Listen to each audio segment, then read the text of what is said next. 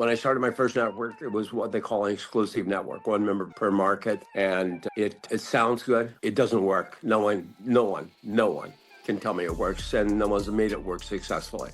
So that was one of the difficult things. And quite frankly, why I ended up leaving United Shipping and starting WCA was because.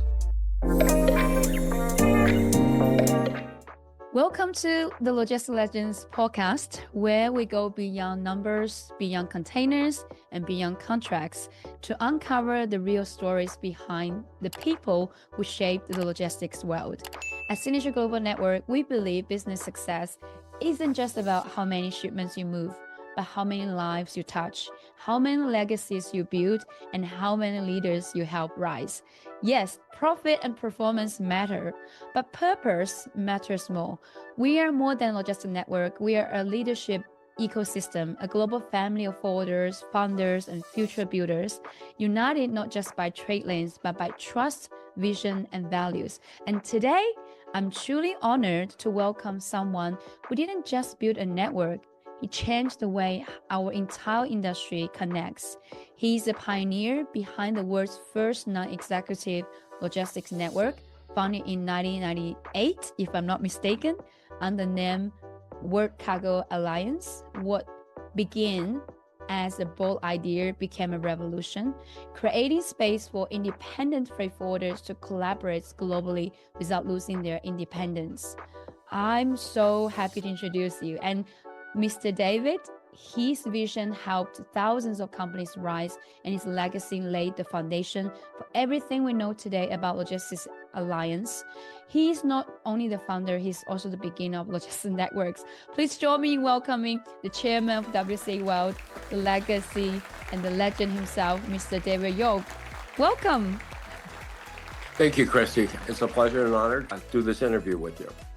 Thank you, David. So now, before we dive in, let me address something you might be already wondering. Why would SJ invite the founder of Competing Network? The answer is simple, because legends deserve honor. At SGN, we believe in legacy over ego, respect over whatever matters more, and truth over transaction. What David built inspired not just me, but thousands of logistics entrepreneurs across the world, including many of our own members, I believe so. And while our networks may serve the same industry, we stand for different seasons and different missions. WCA laid the foundation. SGN is building a new future, one leadership, legacy, and human connection matter as much as profit and performance. That's why today's conversation matters. This isn't about competition, it's about contribution. So with that, let's begin. So I want to ask you, David, thank you so much again, truly, for sharing your story with us. So the first question I got for you, David, is what inspired you to start your logistics network? I've heard a little bit about the story, but for the audience outside there, if you can share a little bit about the story, that'd be really awesome. It started because of my brothers. Both of them were customs brokers working in Los Angeles. And I, by coincidence, was in their office. I was never part of the industry. Again, they were my brothers, so I was just kind of there to see them in Los Angeles. And while I was there, I answered the phone for them. And it turned out to be a company that was looking for a customs broker in the Port of Houston. And so I put them on hold. I told my brother, and they got out the Custom House guide. And they opened it, and they just pointed to a company. I went back and gave the information to them. And the customer said, "Thank you very much." And so that evening, I was curious. I said, "Do you like customs broker that I just recommended?" And they go, "No." I said, "Wait a minute. How would you recommend your largest customer to somebody that you don't even know?" And they said, "We have no choice.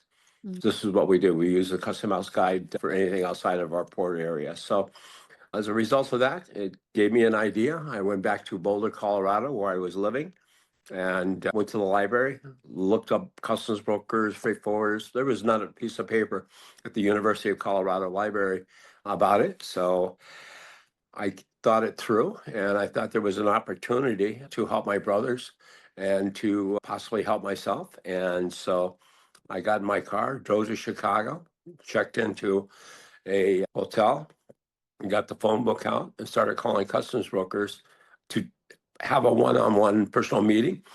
The first one I contacted was a named Zarek. I thought if anyone started, they started in front of the phone book. So I started at the back. And so I met with an Ed Zarek in Chicago.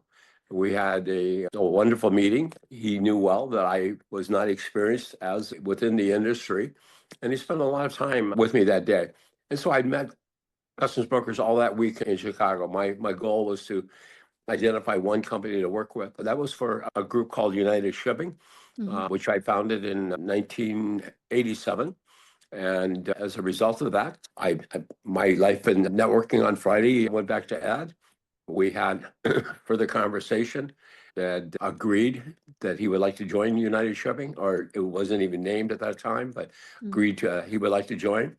And I was seeking $1,500 for membership for initial fees. And that was the beginning. From there, I never looked back. I went to New York and picked up the second one, 𝐿005, and so forth and so on. Wow. Thank you, David. It's just like a movie replay, through back to where you started. And this story sounds just like a movie. It's amazing.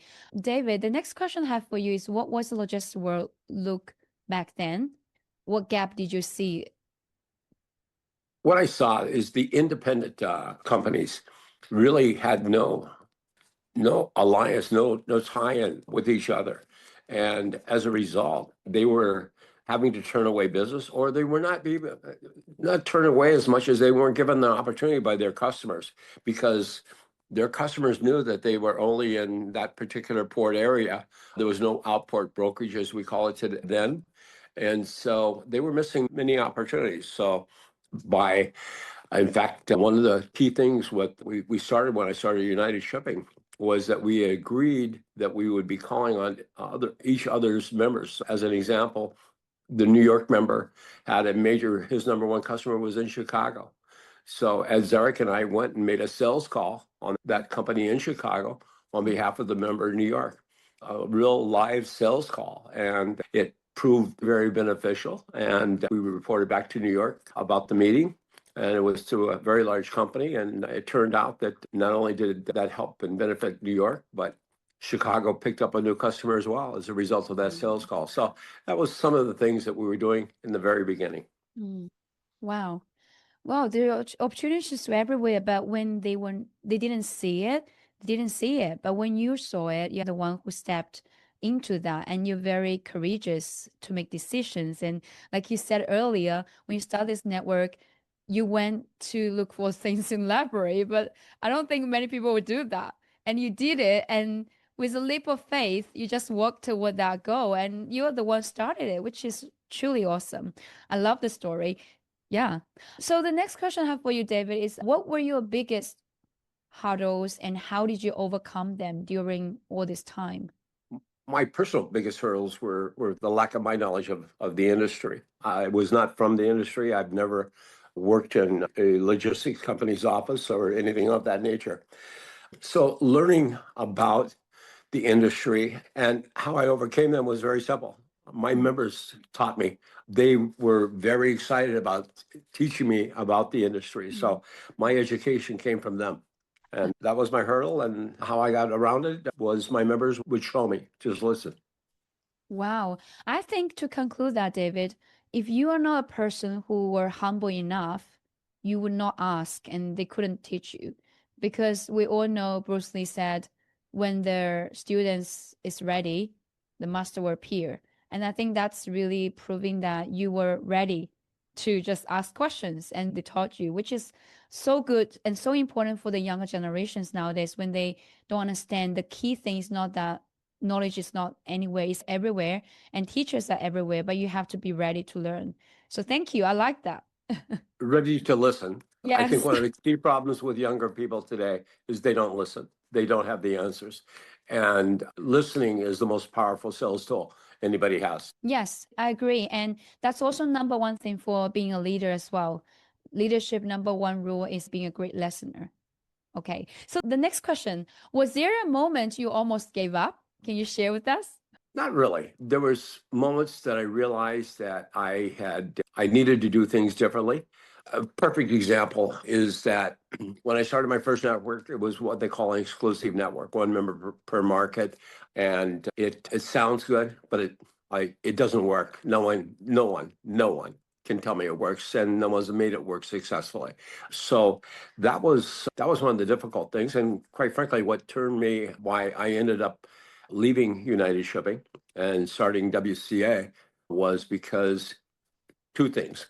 Number one, it was member owned and member driven by a few select members who wanted to have me do things specifically for them, but not for the entire organization. So that was one. Number two, it was exclusive. So that means that maybe the member in Rotterdam might not have any need for anybody in Africa or outside of the area that he's working. So having an exclusive member sounds good, but it doesn't work. No one's made it work. And I tried very, very hard. So I think that's been something that I learned. And when I started WCA, World Cargo Alliance, I said right from the beginning that number one, I would own it. It would not be owned by the members. The members would not interfere. Yeah. I would treat everyone equally, and it would not be exclusive. And that's the success of World Cargo Alliance. I love that, David. And you're right.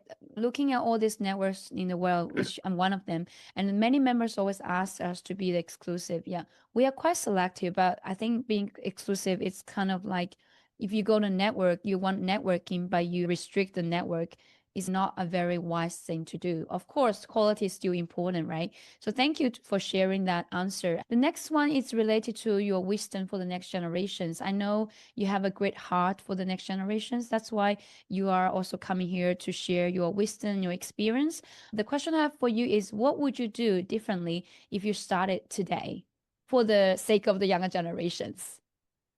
Not do differently is what I did. I have over 10 million miles of travel that I've done in my lifetime doing networking. And most all networks I see do it by emails, do it by internet, etc. Now, again, I have over 10 million miles. I've been to every continent. I've been to 125 countries, learning, understanding what their needs were in that particular area. The needs of somebody in Africa is different than the needs of somebody in the US. And the Europeans have different views than the Asians. So again, traveling the world and understanding the culture and listening to them, that is what is going to allow you to put together a successful organization that benefits everybody. Wow. That is mind-blowing. I didn't expect that answer, David, but you've been 120 plus countries and you've been listening to people. And start from the beginning, you shared one key thing, which is listening. I think you're a great listener. And that's one of the most important successful elements. I think the young people would love to really hear and turn that to action, not just a knowledge. Yeah. You're absolutely correct, Christy. It's to go into a meeting. Many times I made joint calls with the people, and they want to do all the talking and they don't want to listen to the customer. And the best meeting is when you say very little and the customer says a lot. Then how to accommodate the customer's need and to have a successful meeting. Be quiet, listen to them, ask questions, and be quiet. Wow. David, just to share with you, I'm very obsessed with success and I learn a lot and study success from successful people. And there are many billionaires, right, in the world now. Because millionaires, I think millionaires are no longer millionaires because the world is moving on. Millionaires are just middle class nowadays, I think, because everything's going forward. So I believe all the billionaires, they're sharing the same thing. I connect the dots. And one of the things you just said is exactly what every billionaire is talking about. And sometimes they think it's so easy, it sounds very simple, but if you take it on board, you really apply it, your life's going to be so much easier and the business results will be so much better. And I really appreciate that because not everybody's, if you're not sincere or honest enough, you shouldn't share that, right? But I think it is so important. So really appreciate. Now, the next question I have for you, David, is what makes someone a great leader in logistics, in your opinion? Number one, listening. Number two, implementing. And by that, as an example, WCA has programs that no other network in the world has anywhere near the amount of programs. Things like partner pay, where our members have an opportunity that they participate in a payment program that only WCA's provides. And we're holding members' money, and they're able to pay each other through this at no fee whatsoever. Because each member has an account within partner pay. It works everywhere except for India. By government regulations, it cannot work there. But again, many times there's very small profit made, and you hear the complaint, well, gee, if I transfer, it was a small shipment, if I transfer the money, that eats up all my profit. So partner pay was the answer to that. And again, that was by listening.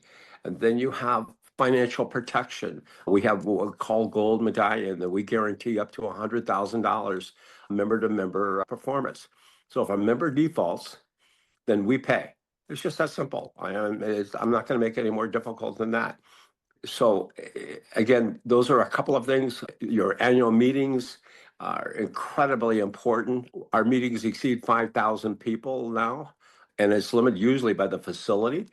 But having the one-on-one meetings, we invented the one-on-one concept. It was out of necessity many years ago. You can't bring that many people together without some organization skills. So the one-on-ones was something that we had to do. Other things that are very important, cargo insurance, customs bonds, so forth and so on. We own our own company, World Insurance Services. So our members, and it's exclusive to WCA members. And we have some 20 people working at World Insurance Services on a worldwide basis. They're located in the UK, they're located in the US, they're located in China. And so our insurance people are all over the world. And that allows our members to be better protected and to be able to provide their clients with insurance. And we educate our members about the need to make sure that your customers are fully protected. Worldwide offices, education. We have an education program run by two people in the UK that's full-time education in the industry. So those are just some of the things that we do for our members that make them stronger, more profitable, and more excited about the future.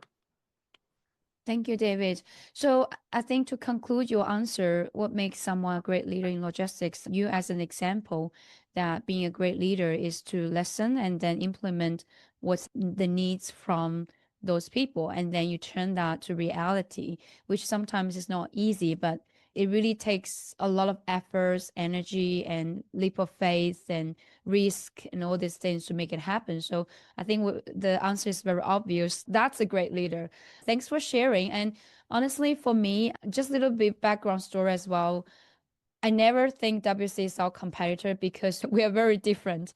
And I believe no one can really beat WCA because you started so early and you have been consistently investing and serving and doing a lot of things, right? I definitely think WCA has great things that all people, whoever's listening to the podcast, I do believe there's a lot of great things WCA can do, and really as a big protection and stuff like that, it's good. So thanks for sharing, David. Now I want to move to the vision and impact category. So the question I have for you is, what excites or concerns you about the next 5 to 10 years in the industry? I think the concern would be AI. Where is that going to take the industry? No one knows. I think at some point it's going to play a role. There's no doubt it's playing a role already, but a bigger role in the industry and cutting out some of the personalized service.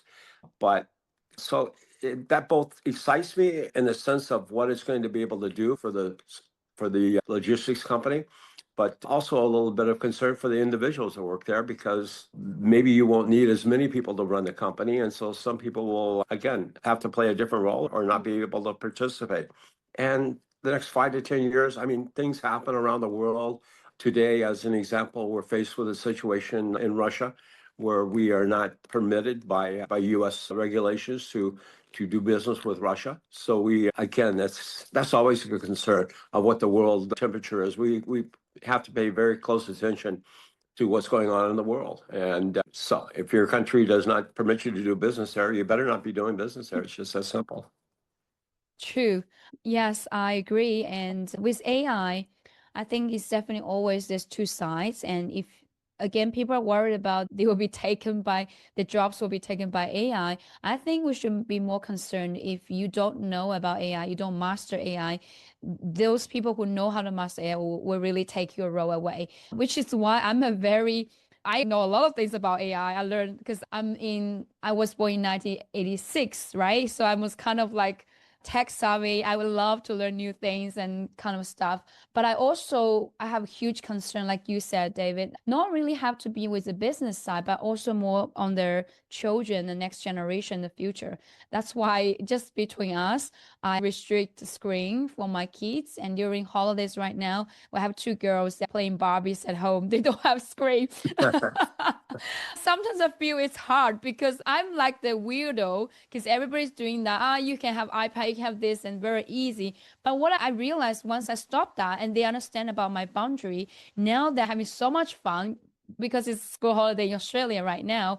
And they were laughing. They're playing those games when we were younger. We were pretending to be married or this and that. It was so much fun. I think we really need to just take it on board and learn and embrace. But however, we also need to find the balance and make sure that think more ahead for our next generation so that it doesn't ruin their future. When anything goes extreme, it will become very dangerous. I think that's my takeaway. Yeah. I totally agree. I'm fortunate. I have two sons, 18 years and 16-year-old. And so I listen to them a lot about what their vision of the world is and how things are going. And it's certainly different than my vision was when I was their age. And again, you learn from the young and they have a good idea, but they're entirely different than I was when I was their age. So it's quite good. And again, we have a lot of younger people. Wow, within our company, we employ 125 people, and so we're just as curious of what the younger people feel than those people that are in there that have been with us 25, 30 years.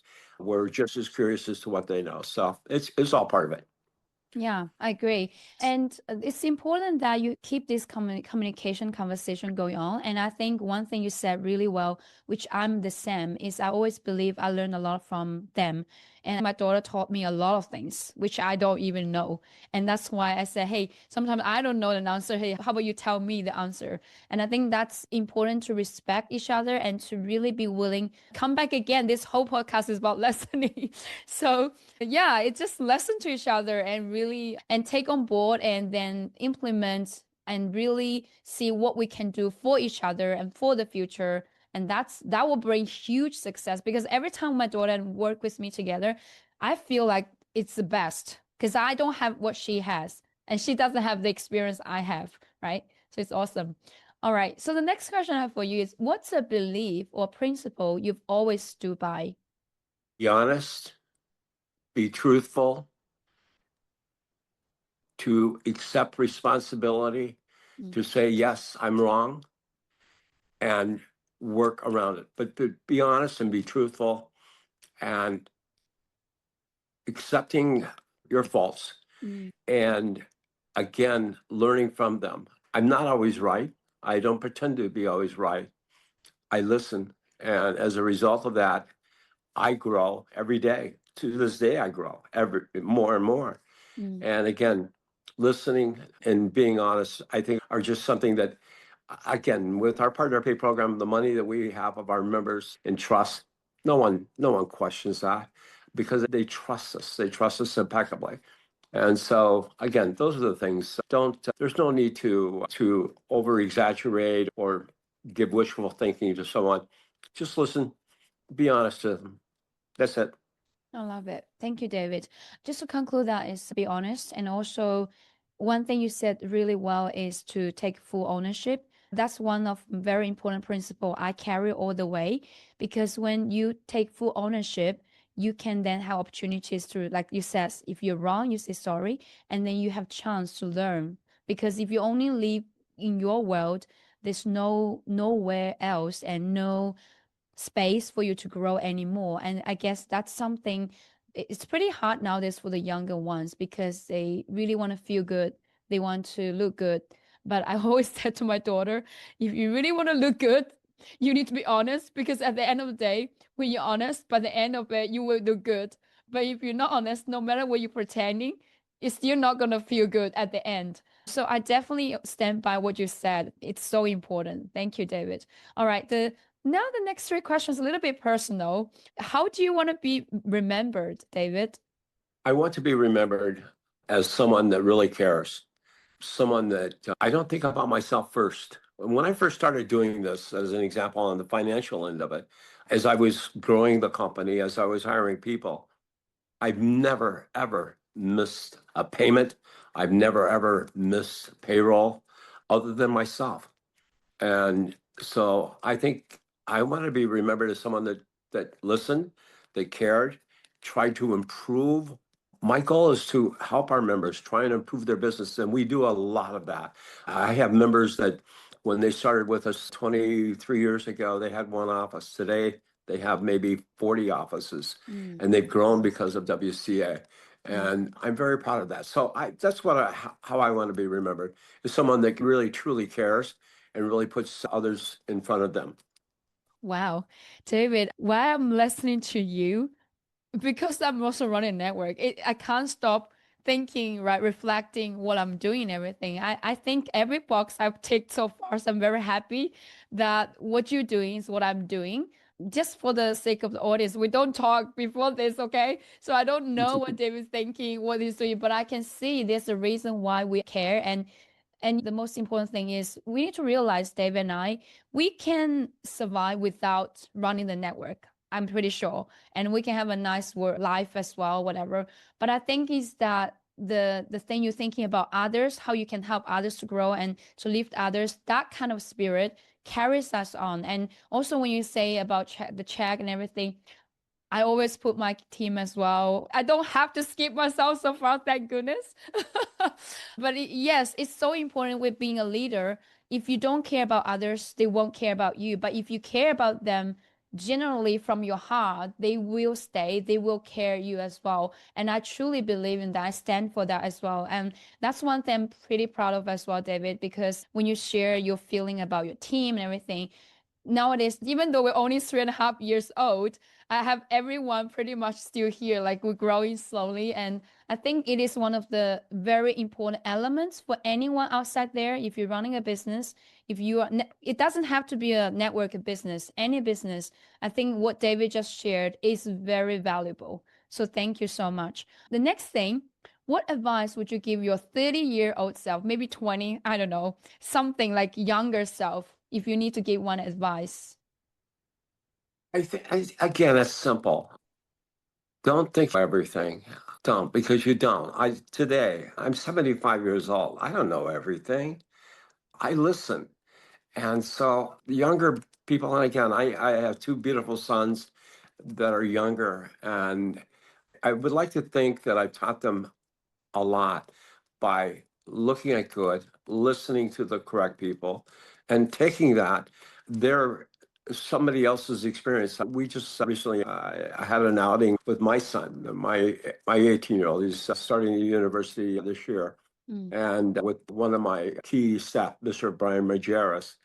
And I noticed Brian and David Jr. were speaking a lot together. And Brian is a great listener and a great mentor.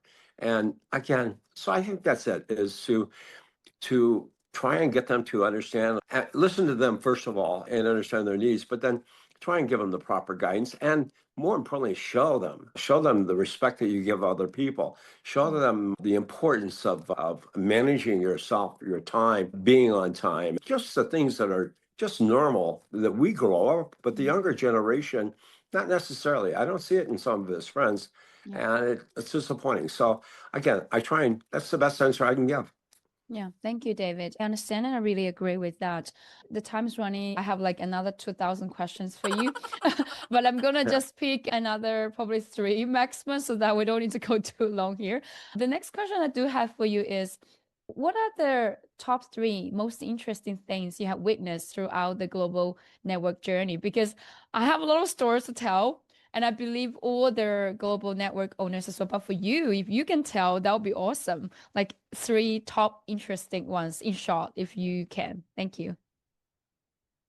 Oh, to me, one of my top things is China. I was one of the first non-Chinese to come to China on invitation. and meet with the Chinese government. I've been recognized in China as on postage stamps and things of that nature. And again, going into a country that was new to the world when the doors opened, it has been to today. I mean, it's one thing I'm very, very proud of is what I've been able to do within the Chinese community. And again, it's been recognized very nicely. I think, again, my motivation is seeing everybody, the people around me, to be successful by giving them the opportunity, or whether it be our members or whether it be our staff. Again, we have a large staff, and these people, some are young, well, everyone's younger than I am, but again, making sure that they have an opportunity. And I know that they have a better life because of WCA. We take care of our people. We used to call ourselves, well, WCA family. That was for many years. Somebody said we changed it around to WCA World, but I really am disappointed that we changed it from family, because we are a family, and we might have 15,000 members around the world, but I still feel like it's a family, and we treat each other with that respect.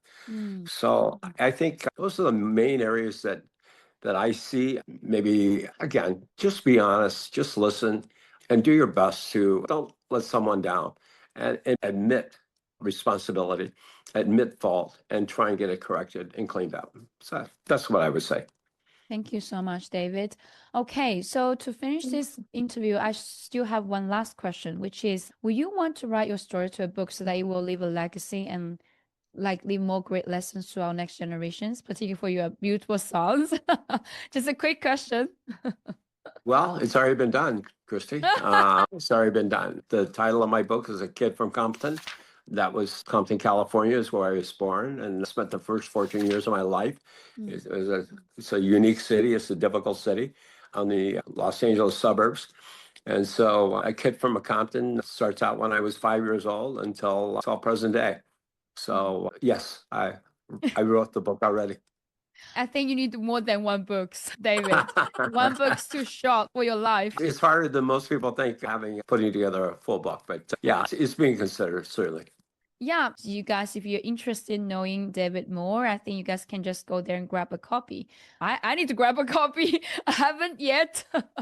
But thank you so much, David. Before we finish the interview, do you have anything else to say to the audience outside there? Just treat others as you want to be treated. Show respect. Understand that the world is not all the same. That's the beauty of the world. To me, that's the fascinating part of the world. So if I'm working with someone in a different country, different culture, don't expect them to think exactly as you think, and respect how they think, and work together in that type of atmosphere versus these people, I don't trust this culture, I don't do this or that. No, it's not correct. That's why I traveled, and every time I traveled, I learned, and I left even with more respect, with a better understanding of how they operate and the pride that they have, etc. So treat everyone with great respect. Wow. Thank you, David. I want to give a round of applause, the virtual round of applause here. I'm just going to conclude this interview. We hope to have David again for the next season. We're so happy to have you here, and really it's an honor, and I've learned a lot. I'm pretty sure the audience outside there also have learned a lot. And just to conclude that, what I was sharing is you're definitely called to be a network owner, because everything you shared, I have the same thoughts and the same belief, and it's not easy to manage a network with covered all over the world, and it is because the respect and the open-minded you that's really making this possible. And thank you so much for being an inspiration. Thank you for being also such a change maker to the whole entire industry, and thank you. I hope to have you again on our channel, and so that more people can tune in and hear your insights and your wisdom and your experience. Thank you, David. Thank you, Christy. I appreciate it. Thank you very much. At the Logistics Legends podcast, we are not just documenting industry history. We are honoring the people who shaped it. And for our audience listening, if you've ever dreamed of building something meaningful or wondered if one idea could change the world, let David's story be your reminder. It absolutely can. Thank you for tuning in. And as we say at SGN, trade builds the world, but trust builds the future. Until next time, stay legendary.